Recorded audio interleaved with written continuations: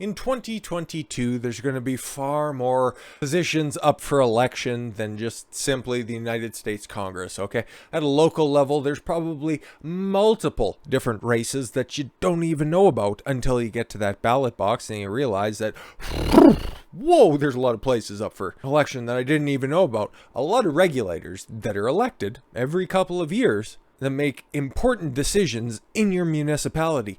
And one of those positions is Railroad Commissioner in Texas. Now, the name's a bit of an anachronism.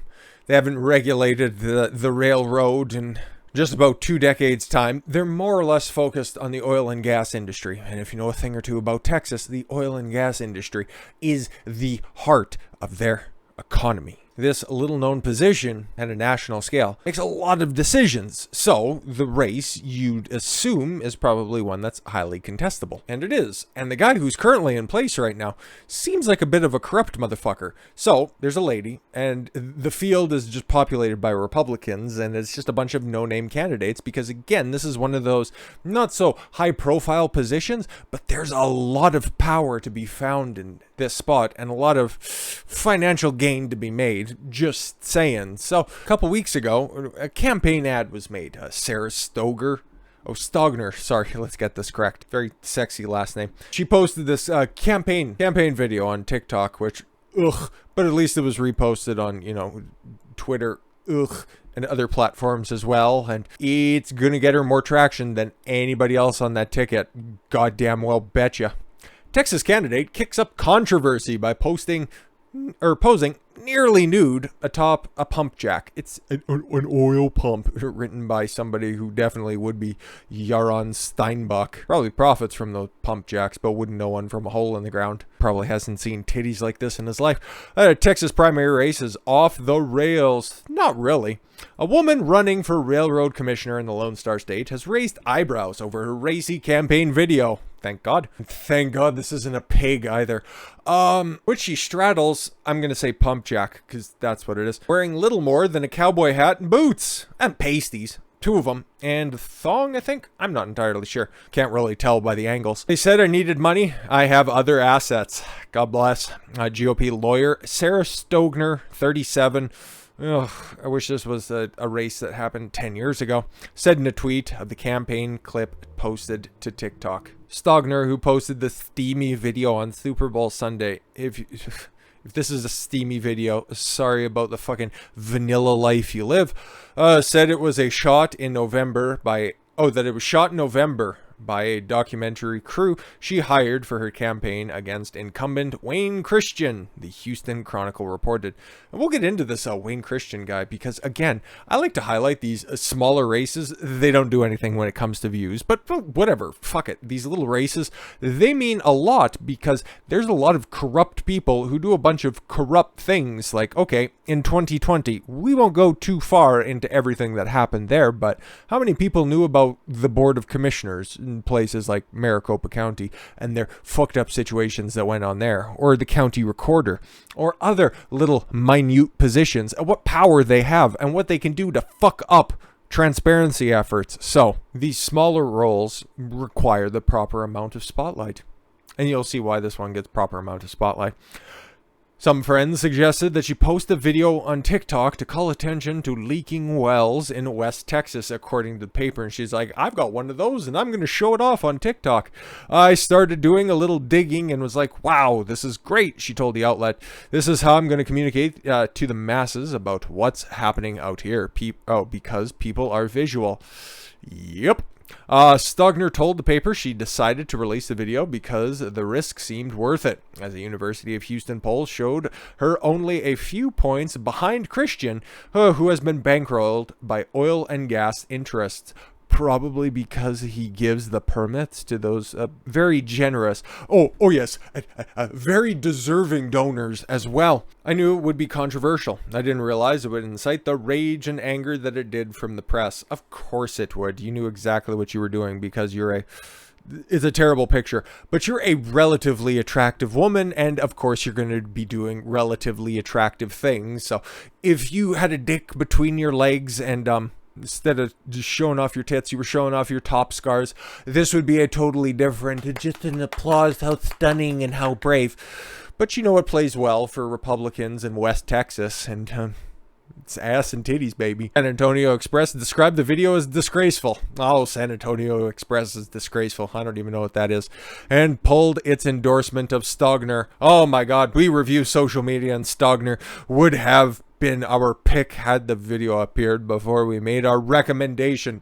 Oh my God, both of the people that still subscribe to the San Antonio Express are probably furious. It's painful to rescind a recommendation. Not even an endorsement. You're just like, you know, she seems cool. But it's an opportunity to reaffirm our principles and expectations, the editorial board wrote. Whatever could they possibly be railing against? I could think of one thing. See, she's not nude. I don't know what they're bitching about. We expect candidates for public office to model civil discourse and decorum worthy of the public's trust. This is neither. Nah. I disagree. If I lived in West Texas, she'd be getting my vote. Stogner said she wished the Express News had waited to hear what she had to say before they pulled the endorsement. Fox News reported, "We have radiation in our water, but me scantily clad is where the line is drawn." Fair enough. And she has a good reason for this, okay? Well, two good reasons. Last week, Stogner told KENS 5, "I want to put my clothes back on and have a serious conversation." Yeah, exactly. Get it out of the way, because you know the people that you're going to be in negotiations with are just going to be staring and being like, what the fuck do those look like? Now you have an opportunity to, so you can get your fucking mind off of it. I want to talk about groundwater. I want to talk about flaring. I want to talk about winterizing our infrastructure pipelines. That's all boring. It doesn't get clickbait. But we know what does. I got two answers for you. See, that's a much more flattering picture. And that is somebody, even though the white hard hat, and you know, you can just kind of make jokes about that if you've been in the oil patch before, you know what the white hard hat means, but at least she has a gas monitor on. So that shows that she at least has a little bit of an idea as to what goes on in the oil and gas industry. The candidate said the clip opened opportunities to discuss real issues about her campaign. The video is being perceived just as I desired, a knock on the door, and now that door is open, she told Fox News. It allowed me to engage with folks who appreciate my passions and concerns. Oh, is that what you call the left and the right one? Passion and concern? I agree. Despite its name, the Railroad Commission has not regulated railroads since 2005. Instead, it oversees the Lone Star State's oil and gas industry, the network explained. Neither Christian nor the second GOP challenger, Tom Slocum, he probably doesn't look as good on a pump jack, just saying, has responded to a request for comment by the Chronicle. Another candidate, Dwayne Tipton, who is endorsed by all three of the state's largest papers, said he doesn't fault Stogner. Exactly. If I had tits and legs like that, I'd be doing the exact same thing. It was a Hail Mary to energize her campaign. It's not something I would personally do or undertake, he told the Chronicle. Pretty based. As Stogner said, she's used to being objectified in a male-dominated industry. Fair enough. But is she playing victim on it? I understand that when I walk into a room or a space, people don't assume that I'm a lawyer or that I'm competent on anything to do with oil and gas, and they always ask me if I'm here to take the lunch orders. But I'm a lawyer, damn it. But I am, and have I got your attention now? So let's put our clothes back on and talk about the issue, she added. You know what? Fair enough. Fair enough. And we're actually going to watch the campaign ad because I find it funny. And this is apparently far too objectionable. Okay, it's 5 seconds long. It's her just in a couple of poses. And yeah, no, fucking, I'd be doing the exact same thing. Just like what Dwayne was saying. It's like, you know, it's not something I would do or be able to pull off. Pretty much guarantee it unless you're a man of certain size. But yeah, no, she has decent policies, okay? Obviously, I'm not just trying to make a very veiled allusion to this, but no, it's she's got a point to her campaign, okay? Because this is the guy that she's campaigning against. What's his name? Wayne Christian, okay? He's not doing anything about the radiation that's in the water. He's not doing anything to really, you know what, properly look at the oil and gas industry, which is a very complicated animal, but I'm sure he's probably getting as many free meals as he can get by whining and dining the Halliburton types. That, and probably look at the old ballot when he was first elected and realized that there might have been like one or two other people that were on the ballot and nobody else would have been doing anything, quite like this, of course. So he might have been able to just coast through the pastime. But here's what she has to say. February, the video turned into a now viral campaign ad for the 37-year-old. God. Why can't it ever be a 22-year-old college graduate? Anyways, take what you can get. And for the oil and gas attorney from Mohannis, who is running for a seat on the Railroad Commission of Texas, the regulatory agency in charge of the state's massive oil and gas sector. Stogner released a 5-second video on a Super Bowl Sunday in a tweet with the caption, "They said I needed money. I have other assets." And once again, there it is, right there. I just want to play it because that's fun. I need to get people's attention, right? Stogner said in an interview, adding that she didn't want to do it in a pornographic way. And she didn't.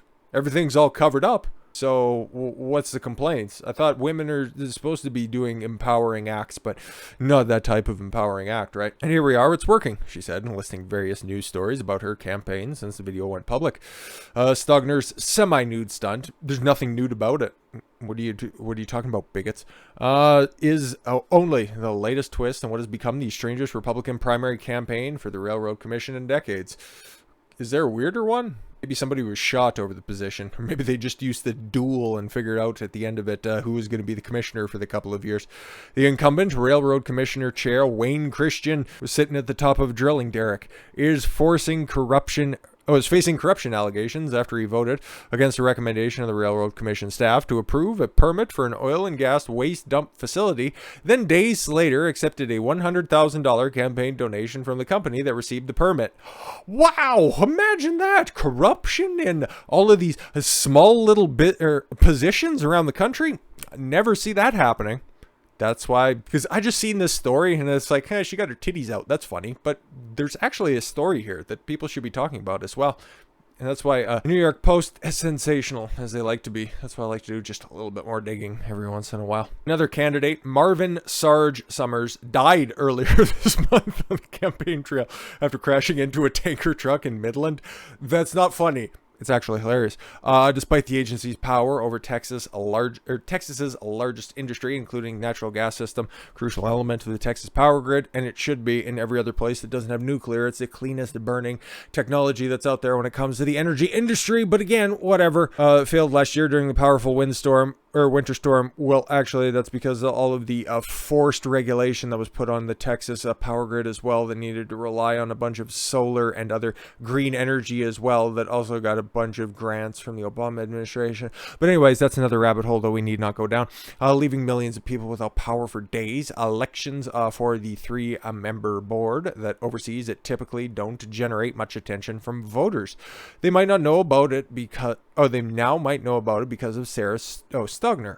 Said Tom Slocum Jr., a 38-year-old engineer consultant from the Houston area, one of 4 surviving candidates in the Republican primary.